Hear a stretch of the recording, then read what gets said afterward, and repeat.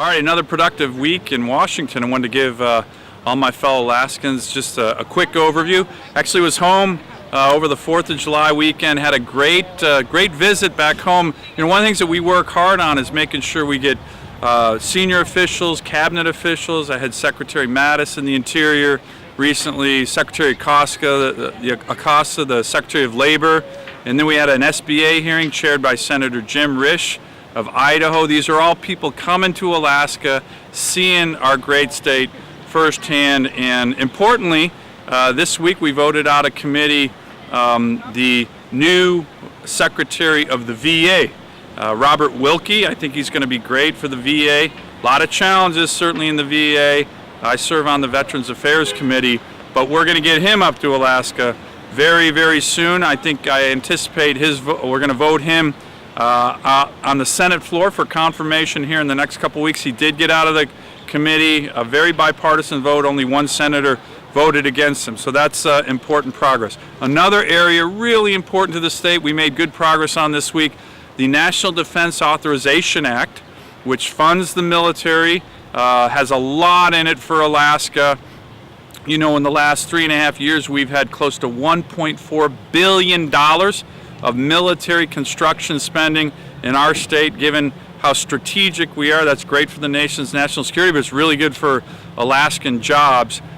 We went to conference on that. That's the House and Senate conference. I'm one of the conferees, so we're going to put the House version of the NDAA and the Senate version of the NDAA together, hopefully get a conference report that both the House and Senate can support, and get that to the President for his signature soon.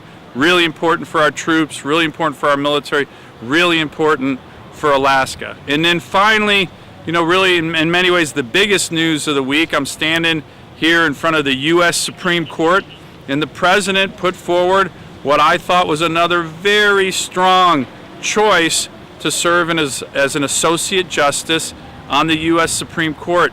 This is Judge Brett Kavanaugh of the D.C. Circuit.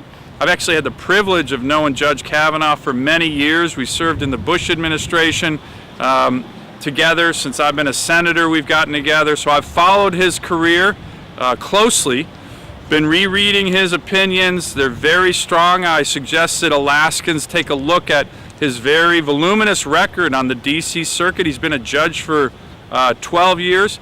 Had a really good meeting with him yesterday, and I came out and said I was going to support Judge Kavanaugh for this position.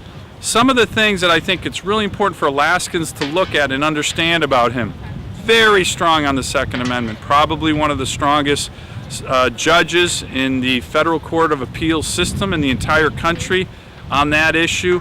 He's also someone who has healthy skepticism with regard to the power of federal agencies.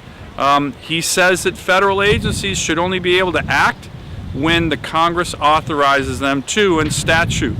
And I agree with that. I think most Alaskans agree with that. So it's a really big issue for us. He's been a leader on those issues throughout the country. And finally, he's somebody who believes that judges should review the text and the Constitution of the United States as written. Sounds like a simple proposition. In many ways, it is a simple proposition. But unfortunately, we've seen so many judges, particularly on the Ninth Circuit U.S. Court of Appeals, who are results-oriented. They pick a decision that they want, and then they logically somehow backfill their reasoning. That's not how a judge is supposed to operate. We've had to deal with that too much from the Ninth Circuit. To have a Supreme Court justice who believes that it's the text that should control, whether it's a statute or the U.S. Constitution, is something I think is really important. He's been a leader on that for these and other reasons. After my more than an hour-long meeting with him yesterday, I said I came out and planned on supporting his confirmation by the U.S. Senate. So overall, a positive, productive week, in some ways a historic week here in Washington, and looking forward to getting home soon.